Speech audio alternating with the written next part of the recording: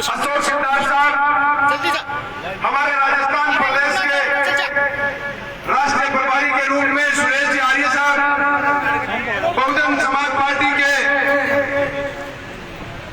प्रभारी सुमरत सिंह जी, प्रेम जी बारूपाल साहब, बहुजन समाज पार्टी के प्रदेश उपाध्यक्ष सीताराम जी मेघवाल, माननीय पंकज जी मीणा साहब, राम जीवन जी, माननीय विजय कुमार जी, हमारे जिले के जिलाध्यक्ष दहीराम जी मेघवाल, हमारे जिले के प्रभारी धनपाल जी मेघवाल, और हमारे बीच में हनुमानगढ़ से चलकर आए भोला सिंह बाजीगर साहब, भंडारी जी, और भी सम्मानित मंचासीन हमारे प्रदेश और राष्ट्र से पहुंचे बहुजन समाज पार्टी के तमाम सम्मानित मंचासीन और मेरे सामने विराजमान मेरे पिता तुल्य बुजुर्गों, नौजवान साथियों, मेरी आवाज सुन रहे सभी मेरे नौजवान साथी, मेरी आवाज सुन रही माताएं बहनें, मोतियों से महंगे हमारे नन्हे मुन्ने बच्चे, सभी को मेरा जय भीम जय भारत। आज के इस कारवां में मेरी सादुलपुर विधानसभा क्षेत्र के मेरे सम्मानित जनप्रतिनिधिगण, पूर्व जनप्रतिनिधिगण और युवा और सम्मानित मेरे व्यवहार कार्यकर्तागण, उन्होंने इस पंडाल को, इस सभा को जो मान सम्मान बढ़ाया है, आज आपने जो ताकत दी है, उसके लिए मैं आपका सभी का दिल की गहराई से हार्दिक अभिनंदन और स्वागत करता हूं। ये हमारे चुनाव का आगाज है। चुनाव के मात्र 3 महीने बचे। इन 3 महीनों के समय में बहुजन समाज पार्टी की पूरी टीम, राष्ट्र से लेकर प्रदेश तक पूरी टीम की एक ही मंशा, एक ही ताकत है कि किसी भी सूरत में भी बार राजस्थान में बहुजन समाज पार्टी की सरकार बने।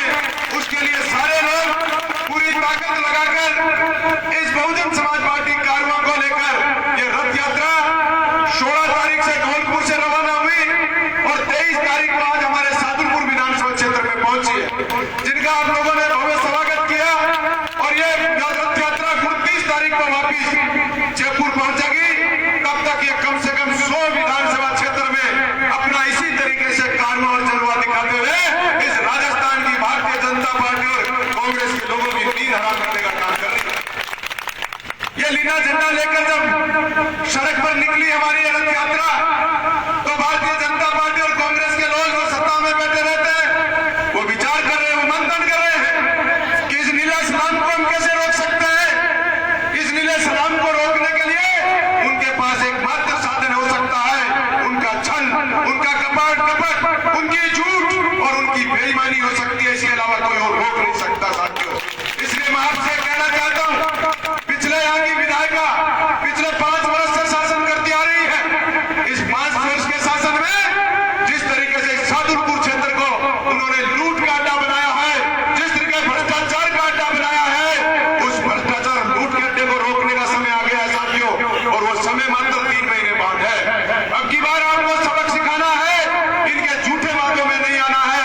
और ये झूठे वादे करने वाली विधायिका आप लोग अच्छी तरीके से जानते हैं, पूरी 5 साल में कहीं आपको दर्शन नहीं दिए, आपकी बात नहीं सुनी, आपकी आवाज नहीं सुनी, और अब आप लोगों को भड़काने के लिए फिर से झूठे वादे करने के लिए आपके बीच आए। इसलिए अगली बार आप लोग पिछली बार उनके झूठे वादों में आए और आप लोगों ने परिवर्तन किया, उसका परिणाम है कि रात को 12-12 बजे तक लाइट नहीं मिलती, पूरी तहसील को पीने का पानी नहीं, कोई अधिकारी कर्मचारी सुनने वाला नहीं, किसी भी ऑफिस में जाओ बिना पैसे काम करने वाला नहीं। आपको डटकर मुकाबला करना है इन दुष्ट शासन के खिलाफ। इन भारतीय जनता पार्टी और कांग्रेस के शासन को अगर रोकना चाहते हो तो फिर एक ही साधन है, आपको इस नीला झंडा हाथी निशान को थामना पड़ेगा और इसको थाम कर हर बूथ पर जाकर ताकत लगानी होगी कि आने वाले समय में हर बूथ पर बहुजन समाज पार्टी कैसे मजबूत हो, हर बूथ पर बहुजन समाज पार्टी कैसे जीते। मैं आपसे तहसील जीतने की नहीं, मैं आपसे बूथ जीतने की बात करता हूं। अपना अपना बूथ जीत लीजिए, इस तहसील को जीतने से कोई नहीं रोक सकता। इसलिए जो जिस गांव से है अपने अपने बूथ पर ताकत लगाओ, अपना बूथ जीत जाएगा तो विधानसभा जीतने से कोई नहीं रोक सकता।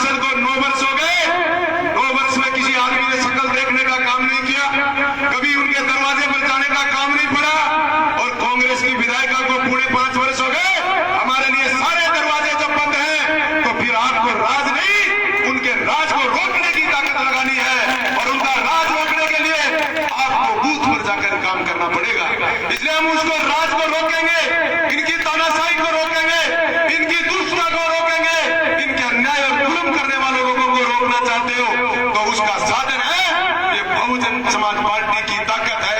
ये तीसरी ताकत हमने इस शाहजहांपुर विधानसभा क्षेत्र में जिस तरीके से आप लोगों ने इस कारवां को बढ़ाया है, ऐसा कारवां अब की बार पूरे राजस्थान में चल रहा है। और राजस्थान में ये बीजेपी और कांग्रेस के लोग कहते हैं कि आपकी सरकार नहीं बनेगी। मैं ये कहना चाहता हूं कि बहुजन समाज पार्टी के बिना सरकार किसी की नहीं बनेगी।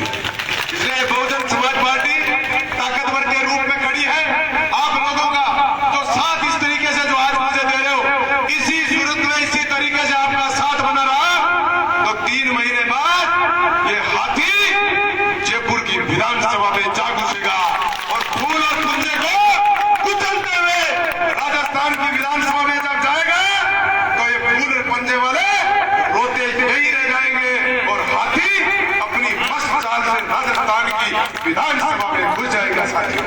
इसलिए आप सब लोग आज जिस तरीके से मैं आपके बीच में हमेशा बोलता ही रहता हूँ, लंबी लंबी बातें हमेशा करता ही रहता हूँ, लेकिन आज हमारा सौभाग्य है कि हमको राष्ट्रीय नेतृत्व के लोग, इस प्रदेश के लोग जो बहुजन समाज पार्टी के मिशनरी लोग हैं, जो मिशन को किस तरीके से चलाया जाता है, किन कष्ट और कठिनाइयों के साथ चलाया जाता है, इन कठिनाइयों को चलाने के लिए आप सबको समझना पड़ेगा कि इस मिशन को हम कैसे आगे बढ़ा सकते हैं। इस शाहजहांपुर विधानसभा क्षेत्र में नई राजनीतिक चेतना और जागृति पैदा करने वाले मैं तो मेरे बड़े भाई स्वर्गीय वीरेंद्र नागरिक को भी नमन करना चाहता हूं कि उस भाई ने किस तरीके से दुष्ट लोगों के खिलाफ इतनी ताकत लगाकर इस बहुजन समाज पार्टी के गरीब मजलूम लोगों का एक बहुत बड़ा संगठन खड़ा करके इनको राजगढ़ के नेताओं को यह सबक बताने का कोशिश करी कि यहाँ ये गरीब शोषित पीड़ित मजलूम लोगों का जब संगठन बड़ा होगा तो आपने इनको 70 साल कुचला है और हम आपको 5 साल में कुचल के ऐसे हालात में लाके खड़ा कर देंगे कि जिंदगी में कभी उबर नहीं पाओगे साथियों। आज की राजगढ़ की हालात बता दूं मैं आपको। विधायक कृष्णा पूनिया अभी टिकट की इनका सर्वे चल रहा था, 2 दिन पहले इनका प्रभारी आया हुआ था। इनके प्रभारी के सामने सैकड़ों लोगों ने, कांग्रेस के वरिष्ठ कार्यकर्ताओं ने इस कृष्णा पूनिया पर सीधा आरोप लगाया है। इतने दिन तो मैं लगा रहा था तो ये कह रहे झूठे लगा रहा है। इन्होंने उस प्रभारी के सामने 100 लोगों ने इकट्ठा होकर कृष्णा पूनिया पर खुला भ्रष्टाचार का आरोप लगाया और जब उन्होंने भ्रष्टाचार का आरोप लगाया, उन्होंने उनसे टिकट मांगी तो कृष्णा पूनिया का जवाब देखा होगा आपने अखबार में। उन्होंने लिखा है तो भारतीय जनता पार्टी के कार्यकर्ता है और भारतीय जनता पार्टी का प्रभारी भी राजगढ़ में आया हुआ। उनके सामने भी कमला जी कसवा गिड़गिड़ा के कह रही है अब की बात को टिकट अब कर दो, अभी और दे दो। उनके सामने मांगने वाले 5-6 लोग दावेदार खड़े हैं। कभी ओम खिचड़ कहता मुझे दे दो, कभी कौशल पूनिया कहता मुझे दे दो, कभी दलीप जी पूनिया कहते हैं मुझे दे दो। और कमला जी कल कह रही थी मैं हमारा ही हक बनता है, टिकट हमें ही दे दो। कमला जी 2 बार तो हमने आपको धूल चटाने का काम कर दिया, अब तीसरे नंबर पे रखा था, फिर क्यों मैदान में आके क्या करना चाहते हो? अब की बार नंबर है क्या आपका 5वां आएगा, 5वां। और कृष्णा जी पूनिया जिस धाड़े से कहती है कि मैं इस भ्रष्टाचार ताकत के बदौलत इस राजगढ़ को जीतना चाहती है। इस राजगढ़ की जनता मान सम्मान और इज्जत से जीने वाली इस जनता की ताकत को कोई नहीं खरीद सकता, इनकी कोई बोली नहीं लगा सकता। इन लोगों में अपने मान सम्मान की लड़ाई लड़ना सीखा है, इसलिए इनके कोई मोल नहीं। ये अनमोल लोग हैं और अनमोल लोगों का कोई मोल नहीं, इसलिए अनमोल लोगों को कोई खरीद नहीं सकता साथियों। कृष्णा पूनिया किसी मोहल्ले में जाती है, किसी गांव में जाती है, समाज के लोगों को कहती है तेरे को 10 लाख रुपए दे देंगे। ये समाज 10-10 लाख रुपए का है क्या? 10-5 लाख रुपए का कुछ देकर इस समाज को बटोरना चाहती है। ये समाज आपको बताएंगे कि हमारी कीमत कोई आंक नहीं सकता, इसलिए आपके 10-5 लाख रुपए में कहीं जाने वाले नहीं है साथियों। इस 5 वर्ष में जिन्होंने शकल नहीं दिखाई वो लोग आप लोगों के बीच आकर किस मुंह से वोट मांगेंगे, ये तो उनको सोचने का सब्जेक्ट है। जिस शाखू गांव में हम खड़े हैं, उस शाखू गांव की बात करूं तो पिछली बार जब मैं विधायक था, इस गांव में मैंने कम से कम 35 लाख रुपए मेरे कोटे से खर्च किए थे। 35 लाख रुपए खर्च किए। इस गांव में कभी लाइट पानी की समस्या नहीं आने दी और वही कृष्णा पूनिया ने इस शाखू में 5 रुपए खर्च करने का काम अब तक नहीं किया साथियों। किया तो बताओ भाई शाखू वाला नहीं किया ना 1 भी रुपए का। इस इस हालात में फिर वो सांखों में किस मुंह से वोट मांगने घुसेगी। इसलिए आप सब लोग पूरी ताकत लगाकर, जिस ताकत से आज आप यहाँ खड़े हो, उसी ताकत से आप लोग 3 महीने मेहनत कर लो। 5 महीने, अगर 3 महीने आप ताकत करोगे तो 5 वर्ष तक इन कांग्रेस और बीजेपी वाले को छातियों पर दाल में दर्द दूंगा साथियों। ये मैं आपको विश्वास के साथ कह सकता हूँ। आप लोगों को जिन्होंने आप रगड़ रगड़ के 5 साल में जो तकलीफें दी हैं, उन तकलीफों का सारी का बदला ये मनोज नामनी निश्चित रूप से लेगा। आप तो मुझे विधानसभा भेज कर आप सब लोग, अब मैं एक आग्रह और कर देता हूं, फिर हमारे मुख्य मेहमान आपके बीच में बोलेंगे। हमारी ये रैली यहां से रवाना होकर सिद्ध मुख तक जाएगी। जो व्यक्ति जिस साधन से अपने आए हैं, अपने अपने साधनों में शांति प्रिय से जब यहां से सभा समाप्त हो, पहले अपनी गाड़ियों में बैठेंगे, एकदम कतारबद्ध लाइन में लगाएंगे और इतने अनुशासन के साथ हम लोगों को इस यात्रा को सिद्ध मुख तक चलाना है कि बीजेपी और कांग्रेस वाले गांव में जहां से हम निकले और इस रैली को देखकर आज ये कहें कि टिकट हमें नहीं किसी और को दे दो, ऐसी वाणी उनकी बीजेपी और कांग्रेस की निकलनी शुरू हो जाए। ऐसा काम आपको करना है। आपको मुझे पता है, सुबह मैंने आपको 9 बजे बुलाया था, आपको वोट खेती का समय है, आपने सारे काम छोड़कर इतना हजूम यहाँ इकट्ठे हुए। आज का दिन तो भाइयों मेरे इसलिए आप तैयार रखो, पूरे सिद्ध मुख तक मेरे साथ चलोगे कि नहीं सारे? चलो। और मैं आपको सबका एक दिन का खेत का काम थकाया, एक दिन थारे मजदूरी मैं करके आऊंगा। राजी हो गए? मैं एक दिन थारे में कराऊंगा, कान थकेड़े की चिंता ना करो। जो आज को काम थकाए लो, 5 साल तक नाल करेगो, अपन मौज कर देगो, दुष्ट के शासन में बदल देगो। इन्हीं शब्दों के साथ मैं आप सभी लोगों का दिल की गहराई से हार्दिक अभिनंदन और स्वागत करते हुए आपको जय भीम जय भारत। और मैं 2 नारे लगाऊंगा, आपके बच्चे बच्चे की आवाज जबान निकलनी चाहिए और राजगढ़ की उस दीपचंद की कोठी तक कृष्णा पूनिया की कोठी तक पहुंचा। बाकी नींव हाजा दोनों की क्या भाई बहुजन समाज पार्टी को नीले सलाम को आगाज हो गया है। अरे वो आगाज अब की बार तुम्हारी इस कोठियों को नष्ट करके छोड़ देगा। इसलिए बहुजन समाज पार्टी जिंदाबाद, बहुजन समाज पार्टी जिंदाबाद, बहुजन समाज पार्टी जिंदाबाद, राजकुमारी मायावती जिंदाबाद, राजकुमारी मायावती जिंदाबाद, राज्य गौतम साहब संघर्ष करो, राज्य गौतम साहब संघर्ष करो, राज्य गौतम साहब संघर्ष करो, अध्यक्ष सिद्धार्थ साहब संघर्ष करो, अध्यक्ष सिद्धार्थ साहब संघर्ष करो,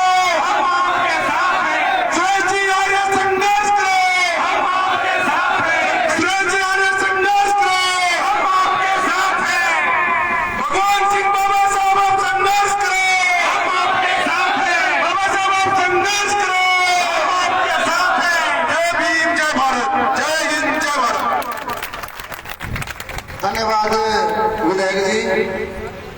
अब मैं निवेदन करूंगा, देश के कोने कोने में जाकर के बहुजन समाज में जन्मे महापुरुषों की विचारधारा से सर्व समाज को तैयार कर रहे राज्यसभा के पूर्व सांसद, केंद्रीय कोऑर्डिनेटर परम आदरणीय डॉक्टर शोकसिद्धार्थ जी से कि आप आए और हम सबको संबोधित करें और माननीय सांसद जी के सम्मान में जोरदार नारे लगा करके हम उनका स्वागत करेंगे। बहुजन समाज पार्टी जिंदाबाद, बहन कुमारी मायावती जिंदाबाद, बाबा साहब डॉक्टर अम्बेडकर अमर रहे, माननीय साहब काशीराम जी अमर रहे, बहन कुमारी मायावती जिंदाबाद, बहन कुमारी मायावती जिंदाबाद। माननीय सांसद, सम्मानित साथियों, जय भीम, जय भीम। धन्यवाद। साथियों, साधुपुर विधानसभा में कोने कोने से आए इस विधानसभा के भाग्य विधाताओं को मैं अपने हृदय की गहराइयों से अभिनंदन करता हूँ। अपनी बात रखने से पहले मैं बहुजन समाज में जन्मे संतों, गुरुओं, महापुरुषों में विशेष रूप से सामाजिक क्रांति शिक्षा की ज्योत जलाने वाले महात्मा ज्योतिबा फुले, बहुजनों के आदर्श और भारत में आरक्षण के जनक कुर्मी राजा छत्रपति साहू जी महाराज, सही मायने में शोषितों की लड़ाई को पूरे भारतवर्ष में कामयाब बनाने वाले भारतीय संविधान के निर्माता विश्व रत्न बोले सत्य बाबा साहब डॉक्टर भीमराव अम्बेडकर और उनके बाद इन महापुरुषों के कारवा को भारत की बदली हुई परिस्थितियों में एक नई दिशा देने वाले वाम से और बहुजन समाज पार्टी के संस्थापक, इस सदी के महानायक मानवर श्री कांशीराम साहब को श्रद्धा सुमन अर्पित करते हुए मैं बहुजन समाज पार्टी की राष्ट्रीय अध्यक्ष, आबादी के हिसाब से इस देश के सबसे बड़े सूबे उत्तर प्रदेश की 4 बार लोकप्रिय, न्यायप्रिय, जनप्रिय मुख्यमंत्री रही, संसद की शेरनी, आयरन लेडी परम आदरणीय बहन कुमारी मायावती जी को अपना आदर्श और प्रेरणास्रोत मानते हुए उन्हें अपने हृदय की गहराइयों से कोटि कोटि आभार व्यक्त करता हूं कि उन्होंने मुझ जैसे एक साधारण से कार्यकर्ता को न सिर्फ उत्तर प्रदेश के उच्च सदन में भेजने का काम किया, बल्कि देश के सर्वोच्च सदन राज्यसभा में बोलने और बैठने का अवसर प्रदान किया। आज इस कार्यक्रम के मुख्य अतिथि के रूप में यहाँ पर उपस्थित राज्यसभा में दल के नेता और देश के तमाम सूबे में बहुजन समाज पार्टी को गति देने वाले केंद्रीय कोऑर्डिनेटर अन्नी रामजी गौतम जी, राजस्थान के प्रदेश के केंद्रीय कोऑर्डिनेटर भाई सुरेश सारिया जी, राजस्थान प्रदेश के सम्मानित प्रदेश अध्यक्ष भाई भगवान सिंह बाबा जी, राजस्थान प्रदेश के प्रभारी भाई सुब्रत सिंह जी, पंकज मीणा जी, और मैं अपने हृदय की गहराइयों से उनकी बहादुरी को सलाम करता हूं। इस विधानसभा के पूर्व में विधायक रहे, जिन्होंने आप लोगों के दुख सुख में पूरी ताकत के साथ लगे रहने का काम किया।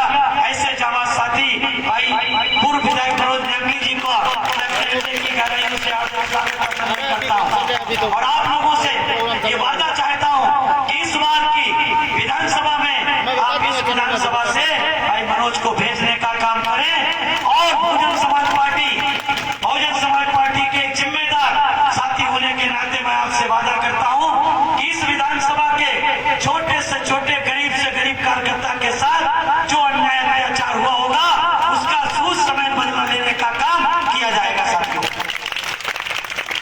रही बात इस देश की केंद्र सरकार की या फिर आपके प्रदेश सरकार की, ये दोनों सरकारों के दोनों के जो नेता हैं, जो राजनीतिक पार्टियां हैं, चाहे केंद्र में सत्तारूढ़ एनडीए की सरकार का नेतृत्व कर रही भारतीय जनता पार्टी हो या आपके राजस्थान में शासन करने वाली कांग्रेस पार्टी हो, ये एक सिक्के के दो पहलू है साथियों। एक सिक्के के दो पहलू हैं। हमारे मसीहा मानवर कांशीराम साहब से जब पत्रकारों ने एक बार पूछा कि आपको भारतीय जनता पार्टी और कांग्रेस में आपको सबसे बड़ा आपका विरोधी कौन लगता है, तो मानवर कांशीराम साहब ने कहा कि एक नागनाथ है, एक सांपनाथ है। हमें नागनाथ और सांपनाथ दोनों को नकार करके हमें बहुजन समाज पार्टी को यहाँ पर साथियों विजयी बनाने का काम करना है। साथियों क्यों करना है? चुनावी समय है साथियों, चुनाव से पूर्व की जनसभा है, इसलिए मैं साथियों आपको बताना चाहता हूँ कि बाबा साहब ने हमें भारत के संविधान में हर व्यक्ति को बराबर का वोट देने का काम किया, चाहे साथियों गरीब हो या अमीर हो, साथियों यहाँ तक कि भिखारी हो या साथियों फकीर हो, औरत हो या मर्द हो, साथियों हर व्यक्ति को बराबर का काम बाबा साहब ने भारतीय संविधान में किया। और भारत का संविधान बनाते समय जब आपको बराबर के वोट का अधिकार दे रहे थे तो उन्होंने ये परिकल्पना की थी जिसमें जिस देश का दलित शोषित पिछड़ा समाज, सर्व समाज का गरीब जिस दिन अपने वोट की ताकत को समझेगा उस दिन वो इस देश का हुक्मरान समाज बनेगा। शासन सत्ता में उस समय वो लोग नहीं बैठेंगे जो चंद्र लोग हैं, जो पैसों की खातिर पूंजीपतियों के दम पर हमारे मतदाताओं को भ्रमित करते हैं, उनके वोट को लूटने और खरीदने का काम करते हैं। आप अपने वोट को उसी तरीके से इज्जत और सम्मान देने का काम करिए जैसे आप अपनी बहन बेटी की इज्जत आबरू को बचाने के लिए संघर्ष करते हैं। आप अपने वोट को लूटने और बिकने से बचाने का काम कीजिए। आपके पास वोट भरमार है, आपके पास वोट भरमार है, सिर्फ जरूरत है पोलिंग बूथ के दिन आप अपने वोट को लुटने और बिकने से बचाने का काम कर लीजिए। साथियों, आप अपना बूथ जिताने का काम कर लेंगे, बूथ जिता लेंगे, आपका विधायक बन जाएगा, आपका विधायक बन जाएगा। आने वाले चुनाव के बाद बहुजन समाज पार्टी राजस्थान में एक बड़ी ताकत होगी जिसके बिना किसी की भी सरकार बनने वाली नहीं है। साथियों, किसी की भी। उदाहरण आपके सामने है साथियों, उदाहरण उत्तर प्रदेश आपके सामने 425 की लोकसभा में, विधानसभा में 425 एमएलए वाली विधानसभा में आदरणीय बहन जी ने, मानवर घनश्याम साहब ने 67 विधायकों के दम पे देश की पहली दलित मुख्यमंत्री, दलित महिला मुख्यमंत्री आदरणीय बहन जी को बनाने का काम किया था। शायद साथियों, अगर आपने यहाँ पर जो हमने 60-65 सीटों को चिन्हित किया है, लड़ने का काम तो 200 पे करेंगे, लेकिन 60 सीटों पर पूरी ताकत के साथ लड़ने का काम करेंगे। और उसमें अगर आपने साथियों 50% भी जिताने का काम किया, मैं दावे के साथ कहता हूं ये भारतीय जनता पार्टी, कांग्रेस पार्टी दोनों में होड़ लगेगी कि मैं कौन जल्दी जाकर के बीएसपी को समर्थन दे करके उनकी सरकार बनाने का काम करें। साथियों, चाहे मजबूरी में बने, चाहे मजबूरी में बने, चाहे मजबूती से बने, आप लोगों के वोट की ताकत से इस बार राजस्थान में बहुजन समाज पार्टी की सरकार बनेगी। विधानसभा में, राजस्थान की विधानसभा में साथियों हाथी का चुनाव निशान नीला झंडा साथियों फहराने का काम करेंगे। केवल और केवल आप अपना बूथ जिताने का काम करिए। साथियों, राजस्थान में आप अच्छी तरीके से जानते हैं, बड़े अच्छी तरीके से जानते हैं, क्योंकि आपके राजस्थान में 5 साल की ये सरकार हो या 5 साल की पहले की सरकार हो, ये दोनों सरकारों ने इस राजस्थान के उन बहन भाइयों का, उन अभागे लोगों का जो साथियों 2 टाइम की रोटी को मजबूर है, उनकी तरफ देखने का काम नहीं किया।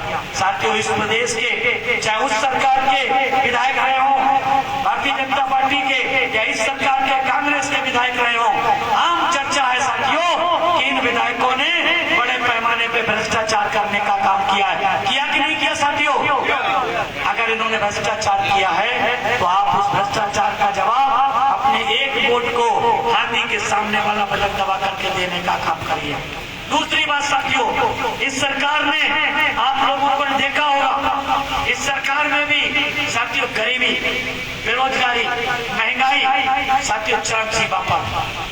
भ्रष्टाचार है, गरीबी है, महंगाई है, बेरोजगारी है, साथियों चरम सीमा पर। और सबसे बड़ा काम साथियों इस प्रदेश में महिलाओं पर अन्याय अत्याचार की बाढ़ सी आ गया।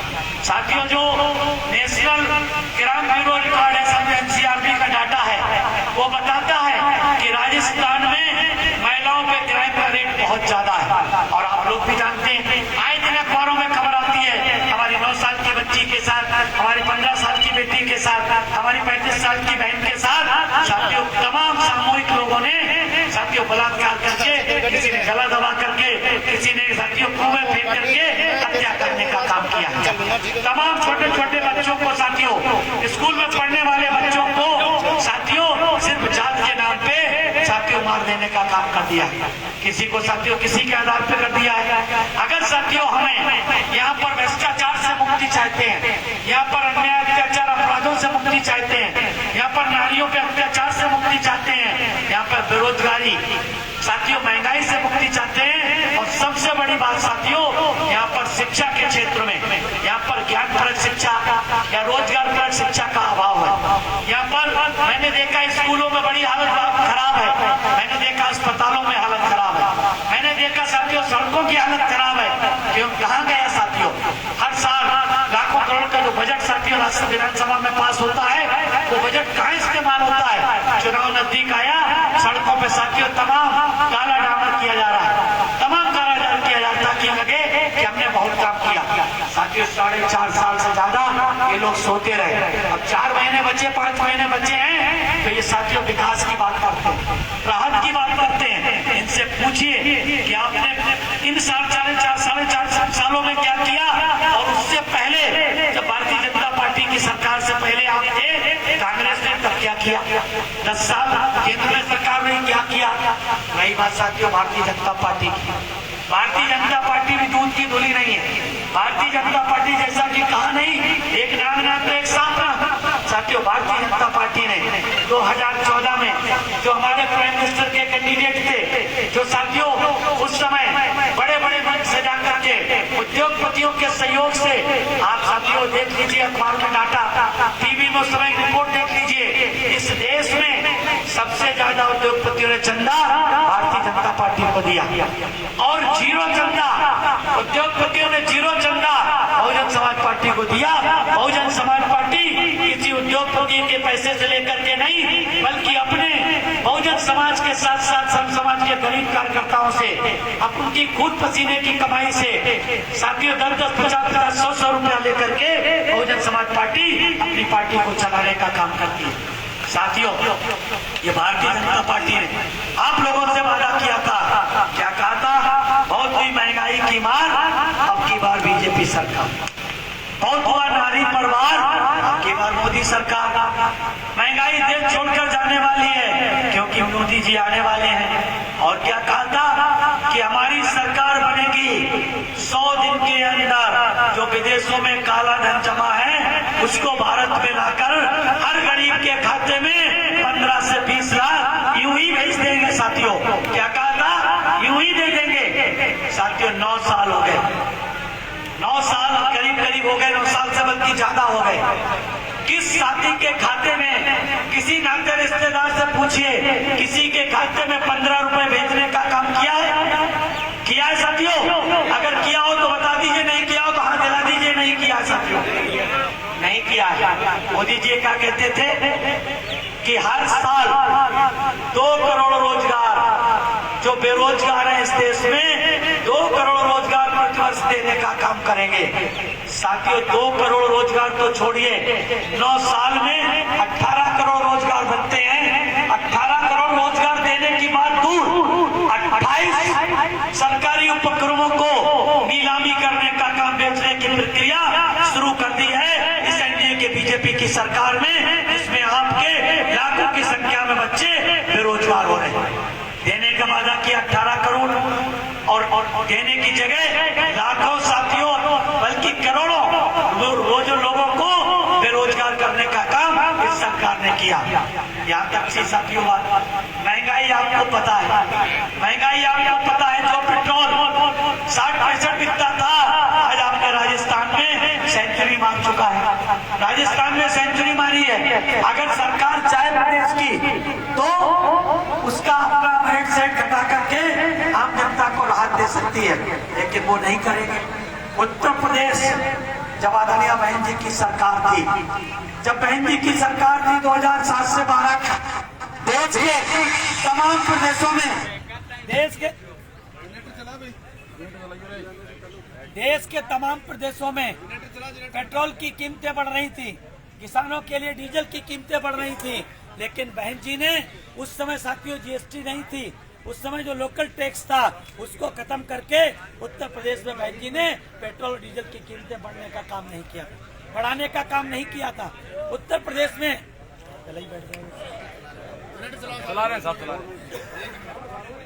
चलिए साथियों, ये कांग्रेस वाले हैं, कुछ भी कर सकते हैं, है ना। उनकी सरकार में बिजली की समस्या, पानी की समस्या, शिक्षा की समस्या, रोजगार की समस्या, स्वास्थ्य की समस्या, सारी समस्याएं हैं। ये बिजली तो नहीं काट दी भाई, काटी कि नहीं काटी?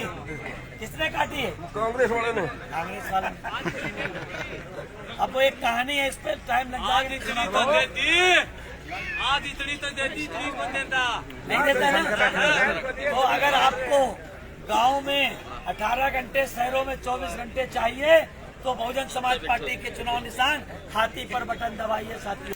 अपने नाते रिश्तेदारों से कहिए, अपने बच्चों को उचित शिक्षा देना चाहते हैं, रोजगार परक शिक्षा देना चाहते हैं, बैकलॉग के माध्यम से आपके बच्चों को नौकरियां दिलाना चाहते हैं, तो केवल और केवल एक रास्ता है बहुजन समाज पार्टी। उत्तर